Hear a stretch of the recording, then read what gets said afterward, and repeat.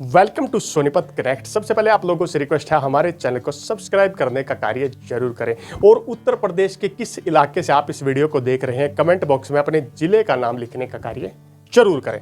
उत्तर प्रदेश सरकार ने 2 नए एक्सप्रेसवेज को बनाने की घोषणा की, जिसमें एक तो विंध्य एक्सप्रेसवे जो 330 किलोमीटर लंबाई वाला 6 लेन ग्रीनफील्ड एक्सप्रेसवे होने वाला है, जिस पर सरकार 22,400 करोड़ रुपए खर्च करने वाली है। वहीं दूसरा विंध्य पूर्वांचल लिंक एक्सप्रेसवे जो इसी एक्सप्रेसवे का लिंक पॉइंट होने वाला है, जो लगभग 117 से 130 किलोमीटर लंबा होगा। सरकार यहां पर 7,000 करोड़ रुपए खर्च करने वाली है।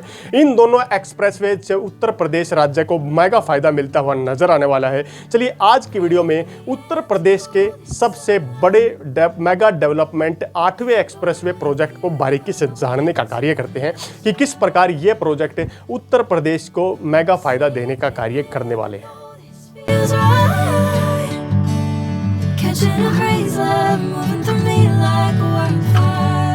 Welcome back to Sonipat connect. Uttar Pradesh के इलाकों में उत्तर प्रदेश शासन के द्वारा 2 नए एक्सप्रेसवेज को बनाने की मंजूरी दी गई है। ये एक्सप्रेसवे पहले स्थान की बात करें तो विंध्य एक्सप्रेसवे नामक एक नया एक्सप्रेसवे बनाया जाएगा, जो सोनभद्र से शुरू होकर के प्रयागराज तक जाएगा। वहीं दूसरा एक्सप्रेसवे जिसे विंध्य पूर्वांचल लिंक एक्सप्रेसवे कहा जाता है, ये एक्सप्रेसवे निर्माणाधीन होने वाले विंध्य एक्सप्रेसवे से शुरू होकर के और वर्तमान में निर्माण हो चुके पूर्वांचल एक्सप्रेसवे को अटैच करने का कार्य करेगा। सबसे पहले हम बात करते हैं, आपके स्क्रीन पर एक मैप दिखाई दे रहा होगा। इस मैप को आप ध्यान से देखिए। इसमें सबसे पहली लाइन आपको बीच में जो मिड पॉइंट दिखाई दे रहा है वह प्रयागराज है। इसमें प्रयागराज से एक एक्सप्रेसवे जो कि उत्तर प्रदेश का सबसे बड़ा एक्सप्रेसवे है, गंगा एक्सप्रेसवे, वो मेरठ की तरफ जाता हुआ दिखाई दे रहा है। वहीं उसी लाइन में आप नीचे की तरफ देखेंगे तो यहाँ से आपको निर्माण होने वाला विंध्य एक्सप्रेसवे जो लगभग 330 किलोमीटर लंबा होगा, वो प्रयागराज से शुरू होकर के सोनभद्र तक जा रहा है। इसी लाइन में प्रयागराज से शुरू हुआ पूर्वांचल एक्सप्रेसवे जो कि आगे के हिस्सों तक कनेक्ट करने वाला है। इन पूर्वांचल एक्सप्रेसवे और विंध्य एक्सप्रेसवे को अटैच करने वाली एक लाइन आपको और दिखाई दे रही होगी। यही लाइन वर्तमान में विंध्य पूर्वांचल लिंक एक्सप्रेसवे है, जो कि दोनों को आपस में अटैच करने का काम करेगा। अब उत्तर प्रदेश सरकार ने जिन एक्सप्रेसवेज की घोषणा की है, इनमें सबसे पहले बात करते हैं विंध्य एक्सप्रेसवे की। विंध्य एक्सप्रेसवे लगभग 330 किलोमीटर लंबा होने वाला है और 6 लेन का ग्रीनफील्ड एक्सप्रेसवे होने वाला है, यानी कि खेतों के रास्तों से क्रॉस होके इस एक्सप्रेसवे को बढ़ाने का कार्य किया जाएगा।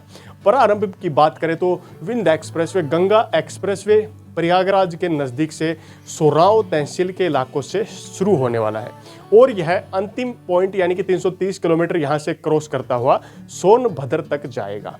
इस एक्सप्रेसवे के लिए लगभग 2800 हेक्टेयर भूमि अधिग्रहण की आवश्यकता पड़ने वाली है, जिसके लिए प्रशासन जमीन अधिग्रहण किसानों से करने वाला है। उसके बाद इस एक्सप्रेसवे का निर्माण कार्य शुरू होने वाला है। अब हम रूट मैप की यदि बात करें तो 330 किलोमीटर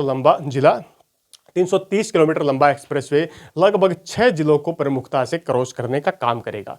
जैसे कि सबसे पहले रूट मैप की बात करें तो गंगा एक्सप्रेसवे के पॉइंट से शुरू होकर के प्रयागराज से आगे बढ़ता हुआ उत्तर प्रदेश का मिर्जापुर से बदोही से वाराणसी से चंदौली और चंदौली से सोनभद्र तक के इलाकों को कनेक्ट करने का काम करेगा।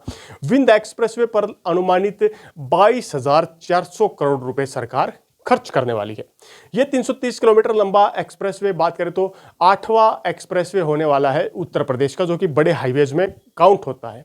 जैसे इस एक्सप्रेसवे पर बड़ी संख्या में नहरें, मोड़, सर्किल इत्यादि पड़ते हैं, तो बड़ी संख्या में पुलों का निर्माण कार्य, टनल्स का निर्माण कार्य किया जाने वाला है। जैसे मिर्जापुर के नज़दीक एक गंगा नदी के ऊपर बड़े पुल का निर्माण कार्य होगा। वहीं सोनभद्र में कई पहाड़ी इलाके हैं, तो वहाँ पर टनल का निर्माण कार्य भी इस एक्सप्रेसवे पर होने वाला है।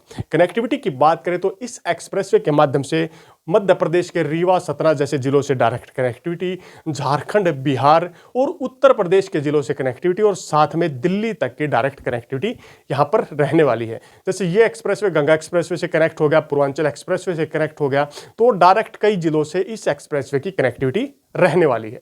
अब लाभ की बात करें तो यहाँ पर धार्मिक लाभ यानी कि धार्मिक पर्यटन, लॉजिस्टिक हब जैसी बड़ी बड़ी सुविधाएं इन फ्यूचर मिलने वाली है। यहाँ पर यूपी ईडा के द्वारा भी बड़े प्रोजेक्ट्स को लाने का कार्य इन फ्यूचर विंध्य एक्सप्रेसवे के एरियाज में होने वाला है। यह पहला एक्सप्रेसवे जिसे उत्तर प्रदेश सरकार बनाने वाली है। अब बात करते हैं दूसरा एक्सप्रेसवे जो इसी का पार्ट होगा, Vindhya Purvanchal link expressway. Vindhya Purvanchal link expressway की लंबाई की बात करें तो ये 117 किलोमीटर से लेकर के 130 किलोमीटर तक का लंबा होने वाला है। इसका प्रारंभ पॉइंट पूर्वांचल एक्सप्रेसवे के नजदीक यानी कि चंदौली गाजीपुर छोर तक से होने वाला है, यानी कि पूर्वांचल एक्सप्रेसवे के पॉइंट से इसे शुरू किया जाएगा जो कि चंदौली गाजीपुर के इलाकों से कनेक्ट होगा। और अंतिम पॉइंट की बात करें तो यह विंध्य एक्सप्रेसवे पर इसे कनेक्ट किया जाएगा। सरकार इसके निर्माण में 7,000 करोड़ रुपए खर्च करने का काम करेगी। यहां पर उत्तर प्रदेश सरकार ये दो नए ग्रीनफील्ड एक्सप्रेसवे तैयार करने वाली है। दोनों एक दूसरे से अटैच रहने वाले हैं और प्रयागराज को मेगा फायदा देने का कार्य इन एक्सप्रेसवेज के माध्यम से होने वाला है।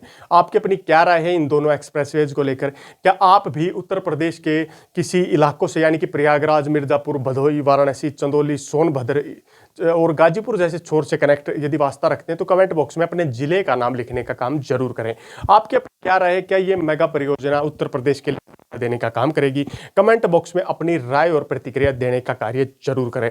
एक बात और मैं स्पष्ट कर देना चाहता हूं, इस एक्सप्रेसवे में जो जमीन अधिग्रहण की प्रक्रियाएं होने वाली है उसमें कई गांव के लोगों ने विरोध दर्ज करने का भी काम किया। क्या किसानों का विरोध जायज है? कमेंट बॉक्स में राय और प्रतिक्रिया देने का काम जरूर करें। और चैनल यदि अब तक आपने सब्सक्राइब नहीं किया तो चैनल को सब्सक्राइब करें, वीडियो को शेयर करें, साथ में लाइक करने का कार्य जरूर करें। इसी के साथ अगली वीडियो तक आप लोगों से विदा लेते हैं। तब तक के लिए जय हिंद, जय भारत।